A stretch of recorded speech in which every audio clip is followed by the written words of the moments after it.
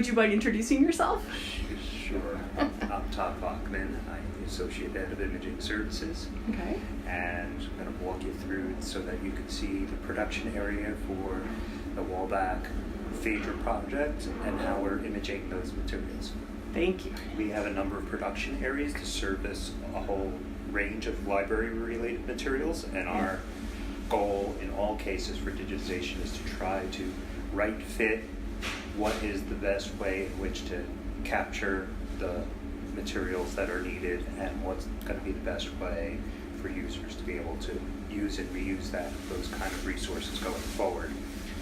We're also looking for whatever is the least costly that still meets the needs of use, so that the projects can come in at a budget that is practical and pragmatic for reaching their goals. But we know that a lot of library materials have a wide range and they're not homogeneous, and so we end up offering a large number of options. This one, and this particular project, thankfully, is fairly consistent in that they're bound materials roughly the same size, both in scope of number of pages as well as the size of the actual materials. So let's move into our production area. Okay. And if you have questions, just fire away. Thank you. This is our main production area. We call it the lower cost high production, which is not an elegant name, but it's reflective of what actually does take place. Sure. All right. So are you working on one of the Project PHaEDRA books? Yes. We're doing a film just for the people who do the transcription work, because they love to see what's going on behind the scenes. So want to tell us just a little bit, or? Just going through inspection of the Wallback material and looking for anything unusual, counting page numbers, and if we find anything, then we'll note it and correct it. Okay, thanks. You're welcome. Hi, and how about you? The same kind of thing? Yes, I do the same thing. Okay. Process, I inspect, I appreciate, and then take note. Okay. So what we're trying Thank to do you. is inspection to make sure that Yeah. before these materials go back to Wallback, before we pass on the images, that they're as complete and accurate and as possible, so that you don't have to do reshoots. Yes. Which then can happen. There's also anomalies in materials where maybe pages are missing or parts are missing, and so pagination in and of itself is always a perfect indicator of whether or not you've captured it. But if something's discovered, we'll end up reshooting it at any point if it's discovered months, a year or so later. If necessary, to make a complete digital surrogate, we'll reshoot whatever is necessary to insert it in the right place. Okay. During this process with the inspection, not only are they looking through to see if there are any issues, they're also running a processing routine that is cropping and splitting the images, because we're shooting almost all of these as 2-page spreads. Yep. And that we want to have the equivalent of a recto and a verso for each and every image. And we crop down within a few millimeters of the actual page edge or book edge. Yep. For some people, they find that perhaps that's not desirable, but for most artifactual representation, you want to show that you've captured everything to its entirety and that you didn't crop it into the page, that you didn't lose any content along the way. Yep. So that black border that is around there is to relay that to both the people who are doing transcription, but also to anybody else that we've captured everything that was available in that material at that time. Sure. Image production takes place in a number of these workstations where, again, as I think I mentioned prior, is that we're trying to right fit the materials to the workstations. We have different choices depending upon the kinds of materials. Over here is actually Fiona is working. You working on that? Hi. We're going to bother Fiona for a little time, but she will not lose concentration and she will not miss a page because she's that good.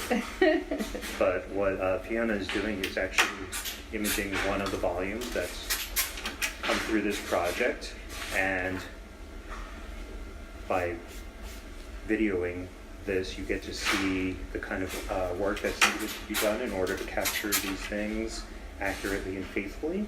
Sure. So we have this on a workstation that actually has two panels.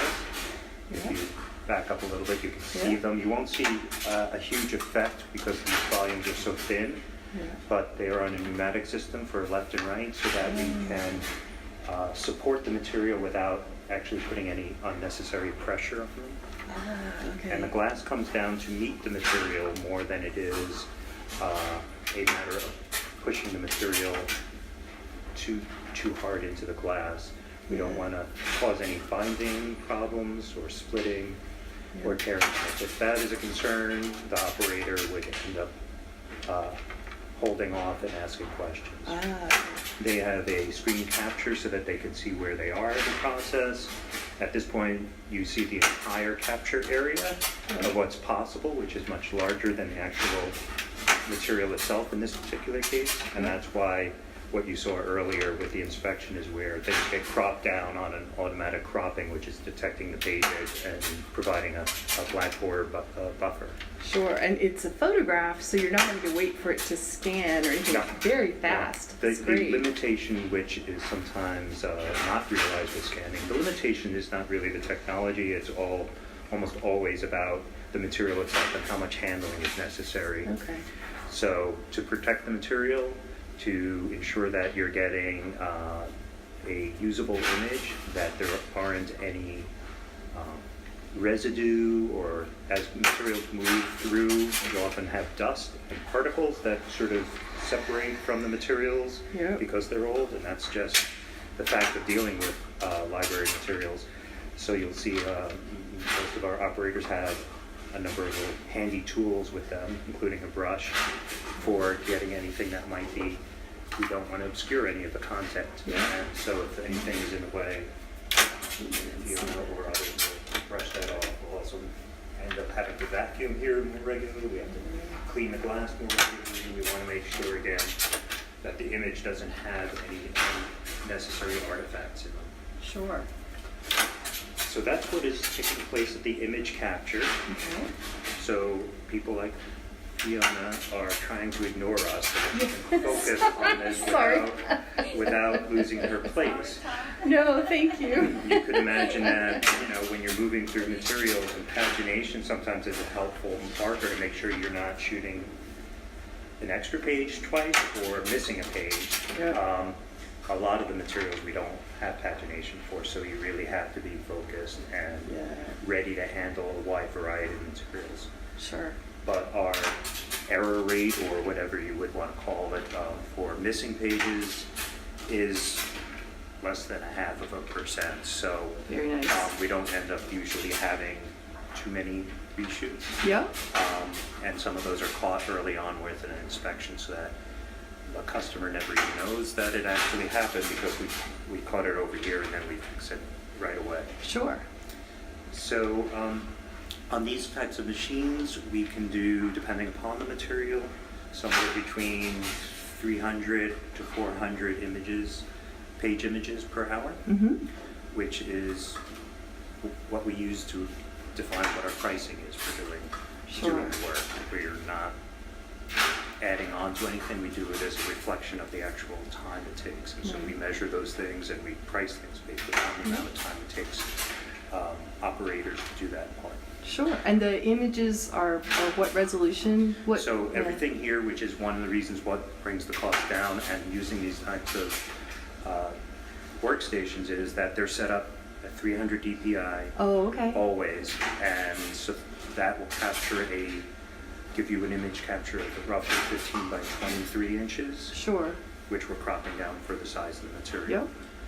If that doesn't fit into that category, that's when I mentioned that we have other production options, like if the material is too large, or you need a higher resolution, or you need there's special characteristics on it, like illumination and hand coloring and so forth, or photographic materials that may or may not require a different kind of processing and image capture. Sure. But these, even though many of them are actually done with pencil, graphite type of information, hoping Yeah. feedback has been such that it's been more than adequate enough to do the transcription from. Yeah, it's really nice because when you're just working on a computer screen, you can zoom in so much at Yes. just the 300. So sometimes That's there's a misconception that in order to capture anything, you have to go with the highest possible resolution Right. that any camera can do. And Right. in many cases, what you're doing is just capturing more either poor information, if it's not a great camera, or Yeah. unnecessary data that you're having to store and support that doesn't actually add any more to the kind of work you're doing. Sure. So tending to do higher resolutions for things where there's such a need for detail and zooming in for say, map information, Sure. or again, sort of visually interesting materials where you want to Okay. see the actual artists and how they work. Typically content, graphs, handwritten stuff is perfectly sufficient at 300 dpi. Cool. And storage must be easier that way too, because It you is. don't have such a So large yes, file. and we'll make those kinds of decisions whether or not images could or should be compressed in any way Mm-hmm. to make this long-term storage still a viable cost benefit for making this image for these images, because the image capture is part of it, delivering and storing and maintaining the images is another part of it. And while this project is based upon providing the images to a partner where they're going to preserve and maintain their images, our typical workflow is to do this for internally for the digital repository that the library has. Sure. And so we're working with them to make sure that the images we create are ones that they can support and migrate and preserve over time. Cool. Which were no different than the ones that we just created here. We Sure. follow a very similar standard. Okay. Anything else popping into your head that you'd like to know? Nothing comes up right now, but Okay. this is great. So I guess how many people do you have in your department? So it depends on the day. Most of our camera operators in this particular space are Yeah. part-time Okay. and working 20 hours a week. Okay. And so we have different time periods when they're coming in. But we also have a number of workstations based upon the fact that we don't always know what kind of material we're going to work on. Okay. So this is for bound material, but we have workstations where if we were working exclusively on loose material, like a Okay. large manuscript, or if these were all disbound as single sheets, Okay. we have a different workstation for working with that because we don't need the two panels and to raise them like that. So we have just a modified cradle that just has a little bit of a cushion spring here for it. And this allows us to work through a lot of manuscript collections that are a mixed bag of postcard or different paperweights and letters, correspondence, and all those kinds of things that you find in a manuscript collection. Yeah. But we could work through them all on one workstation. Sure.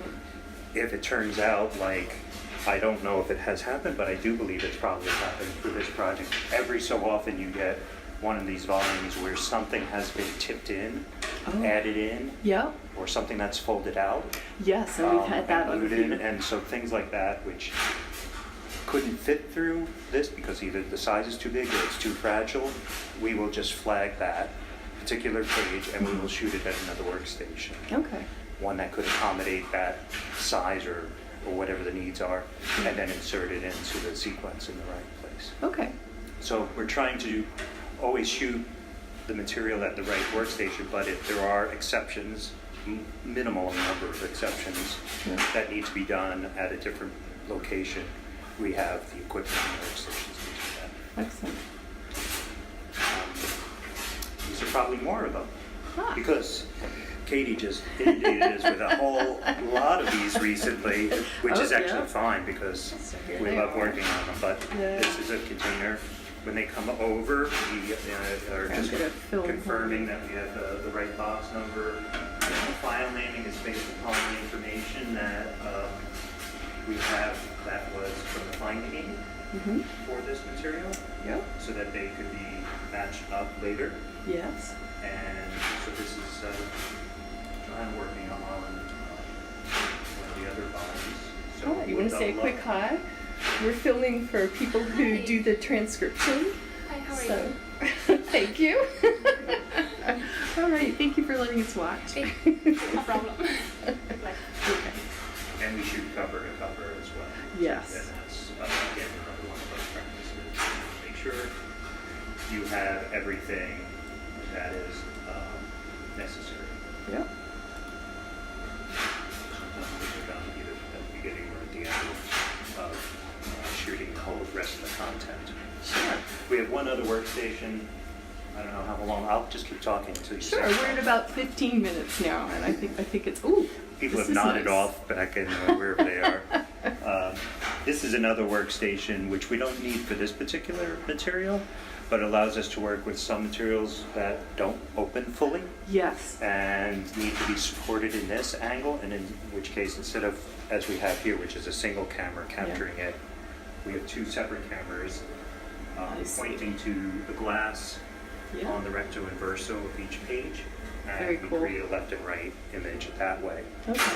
The pluses for something like this is, as I said, it puts material that couldn't open fully into a place where we can shoot it more easily. Mm-hmm. What it's not perfectly good for and doesn't really work for this is sometimes content goes right across the gutter or into the gutter of material, because Yes. at that time no one was thinking about how these things might be used, and they were using all the real estate on the page. Yeah. When you have something like this where you're doing a left and right, there's content right in the gutter that could potentially be lost or not captured because it's right where the seam is. Yeah. So we use this only when it's clear that the content is isolated and there's good margins around the paper. Mm-hmm. Materials that are typical for wall back, we're unsure whether or not there is, and sometimes there has been material getting close. So they also open very easily to 180. The bindings Yeah. that they have are very flexible, which is a godsend when we Nice. get those kinds of things. We don't get that often. Okay. What's the oldest thing that you've ever This, digitized?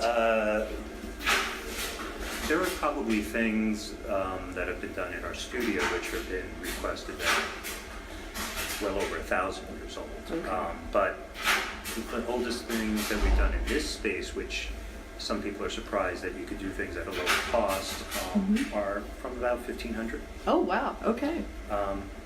So if the material at that time, which if it's not parchment but it's early paper, Right. it's usually very strong, Oh, very good. surprisingly good, and if it's been maintained well, there's no reason not to use the kind of equipment that's in here. Just because it's older Yeah. doesn't mean it has to, again, be treated necessarily different. Okay. And all the materials, regardless of whether it's the wallback materials, we have conservation input, Yeah. whether or not, and actually there was input even at the time of designing these workstations of Yeah. what's going to have the least amount of impact, negative impact on materials. So they will end up consulting or reviewing materials to ensure that these are the right right workstations for it, or whether or not treatment is needed. Sure.